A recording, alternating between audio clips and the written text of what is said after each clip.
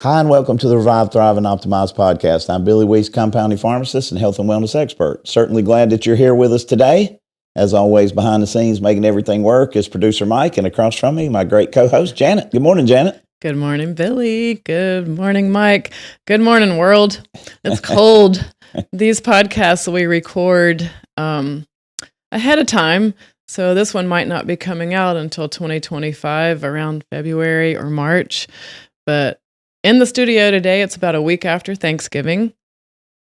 And what I've noticed in myself and in my students and friends who call and comment and try to help come up with the topics each week, there's a common theme around gut health, stomach aches, all the weird things that maybe we ate during Thanksgiving that we don't normally eat. So people are feeling the effects of that, whether it's constipation, diarrhea, painful bloating, stomach cramps, weight gain, feeling hangry all the time, or that horrible sensation of acid reflux and indigestion.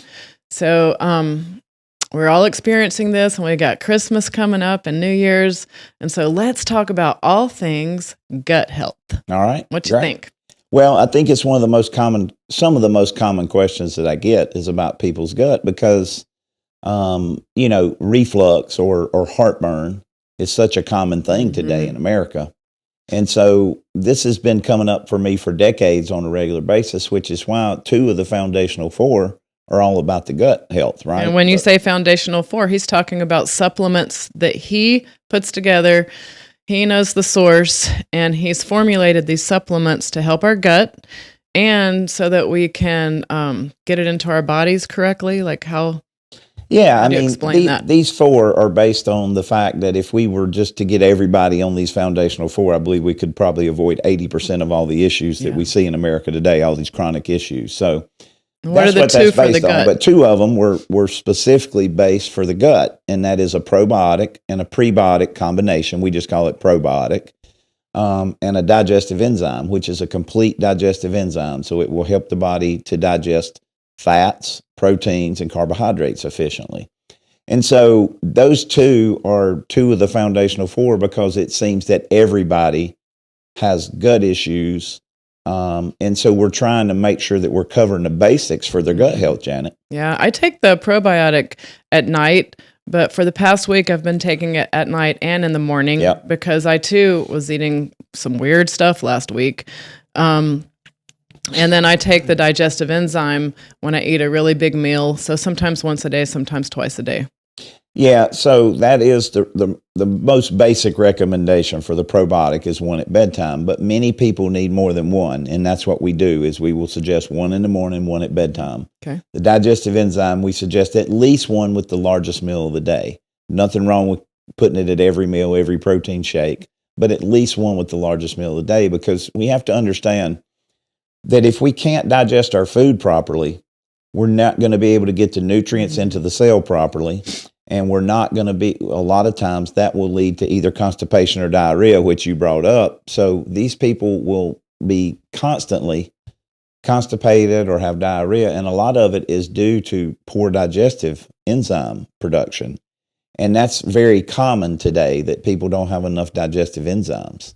And so we're eating foods devoid of enzymes, and then we don't produce enough enzymes. And so or maybe we don't have a gallbladder, different reasons, right? Well, and you talk about so that we can get the nutrients from the food into our bodies, but a lot of the food that we're eating doesn't even have nutrients in it anymore, Correct. Right? Well, actually, a lot of those processed foods that people in America eat on a regular basis actually steal nutrients from our body because it requires nutrients, anti-nutrient, B vitamins and things in order to even metabolize it and get through it to break it down. So yeah, they can be anti-nutrient. That is correct. And so that's a good way to say it.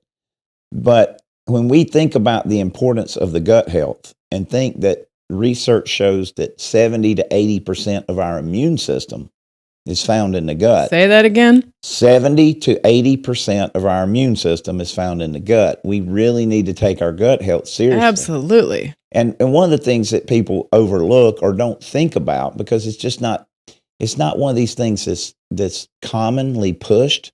but it's just a really high quality probiotic. Mm. Now, the problem is if you look at the studies, almost all probiotics on the market are dead bacteria, which means they're worthless.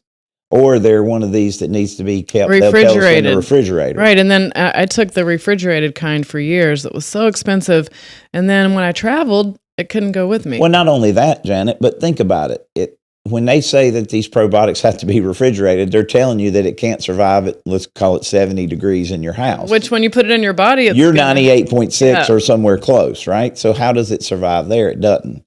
So the idea of refrigerated probiotic is a gimmick, and they do charge more for it. So we have a shelf stable up to 118 degrees, full spectrum pre and probiotic. And so people, again, they know the difference. And you know, some of the common things that we see with people with poor gut health, especially when we talk about women, would be yeast infections, vaginal yeast infection. That's a lack of probiotic, plain and simple. Wow. Or a man or a woman that get a bladder or a urinary tract infection. That's a simple lack of the right probiotics. So we use these things. What about kids when they get like a thrush? Isn't that yeast? Yeah, also? that's definitely a yeast that is a lack of the right probiotic. Okay. So we use these things to prevent and even in some cases treat people with these issues. Now we're using more than 2 a day at that point, right? And we're using high dose vitamin D and vitamin C, but we're doing a therapeutic dose at that point. So, you know, the gut health is critical for our overall health, is critical for our ability to not only overcome maybe eating different things over the holidays, but I think more importantly, it's critical for our ability to overcome or to fight off or prevent any viruses, flus, parasites, bugs, bacterias that can happen, you know, and they're more common in the winter when we see more of this, especially kids around Halloween. Now we have Thanksgiving. You mentioned Christmas and New Year's, and a lot of people are just eating things that they don't normally eat. So we need to be preemptive and use probiotic and digestive enzymes on a daily basis, and we can prevent a lot of the issues that people see. Well, that's great. But let's break down a few of the ones that were bullet points. So first being, what are some of the medications that you see prescribed for people who have acid reflux, indigestion, and how do you get rid of that? Yeah. And what causes the that? most common drugs prescribed for that are what are called PPIs, or proton pump inhibitors, which means things like Nexium, omeprazole, Prilosec, Protonix, pantoprazole. Those are the most common. The purple pill. The purple pills. And you can get a lot of these over the counter. You can get them over the counter or prescription in almost all cases. But plop, fizz, or whatever leaf it is. Alka-Seltzer, yeah. So the way these proton pump inhibitors work, though, is they cut off the acid production in our bodies. So the proton pump is the way we produce acid. So they inhibit the proton pump from functioning. But don't we need stomach acid? We absolutely need stomach acid. So the reason that these drugs are so powerfully dangerous over time is because now we are not absorbing our foods and getting the nutrients in and out appropriately. We're not getting rid of the waste appropriately. So it is critical to have stomach acid pumped every time we eat so that we can break down, by activating the enzymes, break down what we ate. So the job of the acid is not to break the food down. The job of the acid is to activate our digestive enzymes.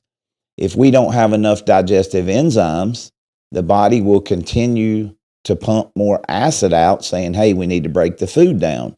And that's when we get the heartburn. And we say we need to cut the acid off. And that's what we do. That comes at a very big cost, like bone loss, kidney failure, heart failure over time. And so we need to not cut the acid pump off to fix it. And we do this all the time. We need to give the body digestive enzymes because the body will then pump a little bit of stomach acid as designed.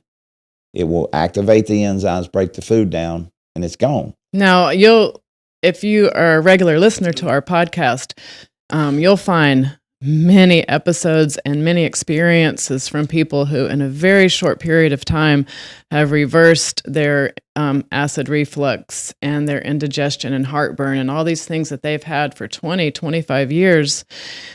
just by taking your digestive enzyme, and they're also having to work with you to reverse some of the horrible side effects from taking these drugs. Well, as a matter of fact, that you say that, the podcast we just asked Mike that's coming out tonight or today will be today as of today's date, not the one we're doing right now. That'll be later, like you said, in 25. But is Bill Sherman, who had been on Nexium for 25 years.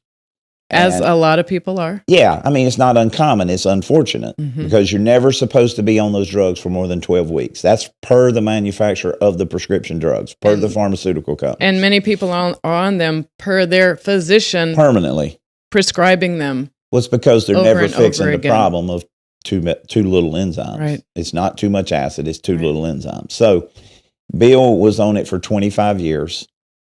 He is now off after just a little, I don't know, maybe a week or less. I mean, he tells in the podcast, amazing. I'm sure, of the probiotic and the enzymes. Everything's not perfect for Bill, but it's way better than it was. And unfortunately for Bill, he had a colonoscopy and he had hundreds, I think is the word they told him, maybe more than that, but lots of polyps, not in his colon, but in his stomach, which is a side effect of long-term proton pump inhibitor use. And what are the side effects of the digestive enzymes and probiotics? Zero. Better health. That's it. All right, better immune system, better health. Check on that. Talking about indigestion, heartburn. Let's move on to things like, and a lot of women experience this, just the bloating and gas.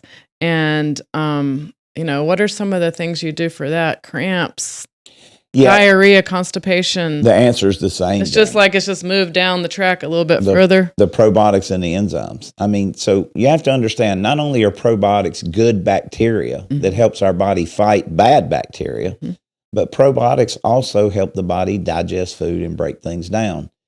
As do, obviously, we've discussed how the digestive enzymes do that. So I think they probably have a lack of a combination of enzymes and probiotics. And do you think that would be from taking lots of antibiotics over their lifetime? Well, anytime we take an antibiotic, we permanently change for the negative. Permanently negative change in our gut flora.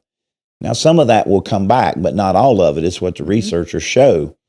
And so, yes, every time we take an antibiotic, maybe a woman's had a lot of yeast infections or sinus infections or whatever, every time they take that antibiotic, they are damaging over time their gut health.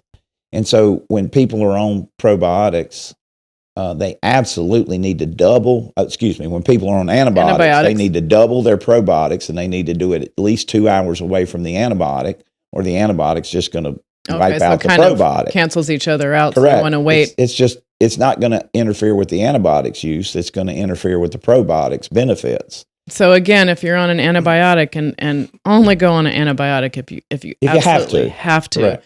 But still take your probiotic either 2 hours before or after. I like 2 hours after, actually, Janet, better, because now the antibiotic's gone in and done its thing, and it's like a carpet bomb. It's just killing everything. Yeah.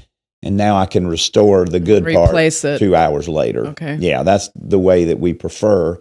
And if they're taking an antibiotic twice a day, we want to replace it twice a day. If they're taking an antibiotic 3 or 4 times a day, we want to replace it every time.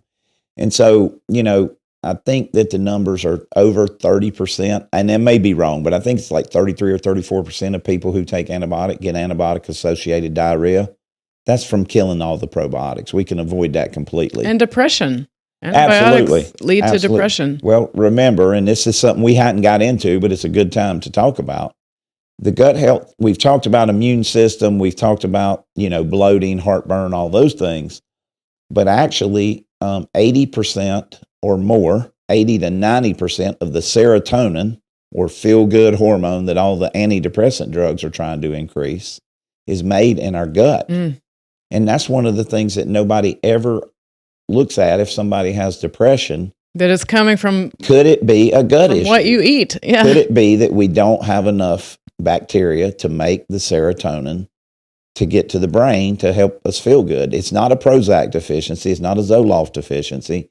And unfortunately, 1 in 4 women today are on an antidepressant in America. And the antidepressant, I'm guessing, will make your gut even worse. So then it's just a ripple effect. Well, I don't know that it directly makes your gut worse, but I do know that over time, antidepressants can really lead to some pretty nasty side effects, including Yeah. Suicidal thoughts and things. Again, because I think we're approaching the problem wrong. We're not approaching it from the cause of the problem, but we're trying to just fix the problem ahead of schedule. And so we're skipping a lot of steps, like, is the gut healthy? We know, are their hormones balanced? We know from the studies that testosterone is more effective than any antidepressant, that progesterone is effective, that estradiol is effective, that DHEA is effective. So there's so many places that we need to look, I think, before we go on a dangerous drug. Because again, like you said with the probiotics and the enzymes, what are the side effects of these hormones and supplements? None, only benefit. And we can look at B vitamins and things to help the body make more serotonin. We can look at so many different supplements that can help the body produce the serotonin and be the feel good. All right. So we're talking about that gut-brain connection. Yep. But going back to the gut, serious problems like Crohn's disease or any kind of IBS, colitis, those things. Is there something extra that they need to do? And I know that one day we'll get my sister in here, and she will share her experience of major surgery, having part of her intestines removed, and having serious Crohn's disease for 30 years until meeting you, and now she's able to manage it and be off of all drugs. Yeah, no, and that's a very common story. Now hers is pretty dramatic because of how bad her situation had become. But yeah, all those things you name, Crohn's, colitis, IBS, whatever they term them, it's one simple cause, and that's inflammation. It's simply inflammation in the gut. So how do we reduce inflammation in the gut? Well, we start with probiotics and enzymes. We talk to them about what things would create a lot of inflammation. So changing the diet. Changing the things. Adding the probiotics and enzymes. And then we would use a product for somebody like that has these more severe symptoms and things called GI Protect. GI Protect. So that is a product that will help bind any toxins in the gut and really help heal that leaky gut where the gut lining has been pulled apart. That was going to be my next topic, is leaky gut. So this GI Protect will help start the process of the body putting. Is it a powder? It's a powder that goes in water or in protein. Our whey shake is the best way to do it, the preferred way. And that is something that when people add that product or start with that product with the probiotics and enzymes, most time first dose, they can tell the difference that fast. Yeah, well, I know that's happened with one of my friends. Yeah, and then we use an anti-inflammatory product in addition to that, a natural anti-inflammatory product like an Inflazyme to help offset the inflammation. In the gut. So when we do that, we see their symptoms typically resolve if we can get them to avoid some, and for different people are different foods, but we got some pretty good ideas that gluten is the number one cause of these things, right? Lectins. Yeah. Lectins can be. Yeah. For some, dairy could be, especially homogenized, pasteurized dairies. So we have to just have them play a little bit of detective. Yeah. But if we can get them to cut out the gluten, take the probiotic enzyme, GI Protect, most of the time we can make tremendous benefit. I love that about being the detective. Take something out of your diet for a little while, see what happens, and maybe you can put it back in. Maybe when you change the way you eat, your lifestyle, you can add some things back in here and there. But I think that's been my last year and a half, is being that detective of what my gut can and can't handle. And I tried to be real fancy and make these sugar-free pumpkin pies for everyone for Thanksgiving. And I used, I don't know what it was, but it gave us all diarrhea. So now nobody wants to eat anything I make anymore. But you did bring up leaky gut. And can you give us sort of a visual of what is leaky gut, who has leaky gut, and what happens when you have leaky gut? How do we avoid it? Yeah, so who has leaky gut is a tricky one because I think almost everybody I talk to. And would that even be kids? It is kids too, Janet. And it's very, very common. Now, I don't know that leaky gut is an official, coded diagnosis, but that's what's going on with Well, it. I just have this image of like my gut and then holes in it or something. Well, that is literally what is happening. So you think when we talk about the gut lining is only one cell thick, and we can't really. The gut lining is one cell thick, so Yeah. that would be so small. It's that so you can't small even- that you can't really visualize Yeah. it. You have to have a microscope to be able to understand how small our cells are. But it's only one cell thick, but it's designed to be a barrier. Mhm. And so what happens is these cells will start to pull apart from each other from inflammation. And so now you literally have holes or gaps between the cells, and hence things that are supposed to stay in the digestive tract can now leak out into the bloodstream. I see a pair of tight knit pantyhose that are getting stretched apart, and That's then there's a nick, and then there's a run, and then That's there's a great, a hole. That's a great example And that I would have never thought and of. then whatever it was holding in is now Right. leaking out into the rest of our system. It's going places that it's not supposed to go. And so that triggers the body to see a foreign invader where it's not supposed to be, right? Yeah. So now Starts to attack that. it starts to attack. It turns on the immune system. And so that would be where I can see our next podcast going into talking about autoimmune. That is where all autoimmune starts, is in the gut. I think if you look at the research, all autoimmunity starts in the gut. So a lot of people say they're born with an autoimmune issue or it's coming from their blood.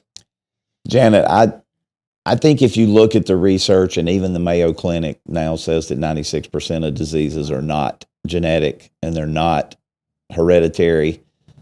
I just don't. Or maybe I know whether maybe, we turn that gene on or off. Yeah, I think it's epigenetic for sure, yeah. which what we do turns it on or off. But I don't think you're born with it. No. I mean, there are a few things you're born with genetically, but autoimmunity diseases are not some of those things if you look at the research. But so when we have that holes in the pantyhose, right, idea, now we got to learn how to fix that.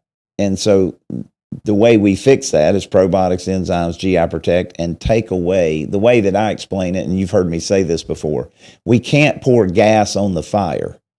So if let's just say for this person we would be talking to, they have leaky gut, it's obvious. We say, all right, take the probiotics, take the enzymes, take the GI Protect, take the Inflazyme for the inflammation. But they continue to eat gluten, which is their trigger. It's like we put the flame down, but then we go by with a gas can and pour it. It's never going to fix it. Great analogy, too. It's never going to fix it. But if they'll take away the gas can, take away the gluten, now the body can really go to the healing process. Or they're drinking the Mountain Dew, they're eating the moldy peanut butter, or they're drinking the toxic They could be coffee. drinking the moldy coffee. Moldy, exactly. toxic coffee. You really need to look at where your Well, we hadn't even talked about mold. We hadn't even being gotten part there of the yet. problem. Mold and parasites. We'll get there. There's so many things that can create this today. But typically I find it's driven from people's choices, their epigenetics, what they put in their body. Or don't put in their body by not taking the right supplements. And I think that when you eat bad, it creates where you want more and more of that bad, because I think a lot of what we're eating, they've designed to make it addictive, obviously. Absolutely. I just saw where they were showing that it's the scientists from the tobacco companies that did all the science for Nabisco. And they were saying that they made Oreos to be the most addictive food in America. Oreos came from the tobacco companies' research. Right. Well, and it was also almost all these processed foods. And the other big one was Teddy Grahams.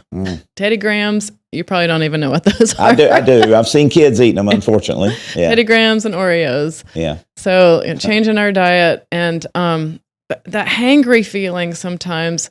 It's almost, when I used to have that, it was like being a drug addict. Like I couldn't get to my next meeting or whatever without that fix. Well, Janet, it is. So those cravings go away? It is that sugar is as addictive as cocaine if you look at the research, because it lights the brain up with dopamine. Yeah. Which, guess what hormone lights the brain up with dopamine? Testosterone.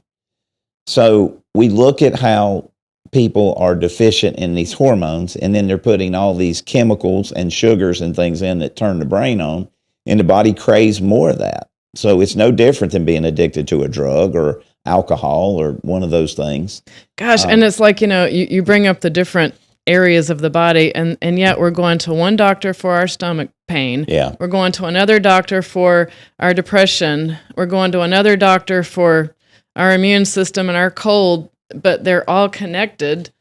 Yeah, And Janet, they're treating. I think the idea of all these specialists have really hurt healthcare in America. I really do. Not treating the whole because body. we're not looking at the body as a whole, and it really is a whole. It's all related. Your question was, will the cravings go away? Yes, if people will listen, and it's just like any addiction, though.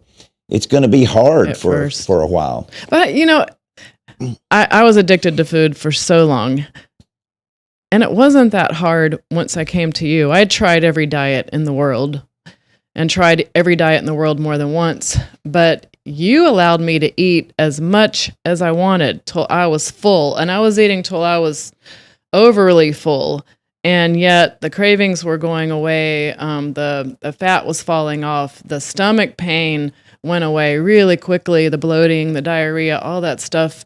And with your program, I didn't suffer. Well, here's one of the reasons we want you to eat enough of the right foods. Part of these cravings are addiction, the brain connection, that we've talked about, the desire to light the dopamine receptors up. But part of these addictions are nutrient deficiencies. The body is craving more and more food, trying to get us to get the right nutrients in. I think my body was craving more and more protein, maybe. Absolutely. Yeah. So when we give the body plenty of good protein, like we talk about concentrating on, when we give the body the right supplements, so now the body's starting to get the stuff that it needs, and we're giving the body plenty of good water, those cravings will start to diminish. And when you can fill the body with all the protein and good fat that you want, you will be less likely to then want the Oreos or the Teddy Grahams, right? Yeah. And over time, you won't want the Oreos or Teddy Grahams at all. And it doesn't take long. It's a couple weeks, and those cravings are pretty well, they'll go away for most people.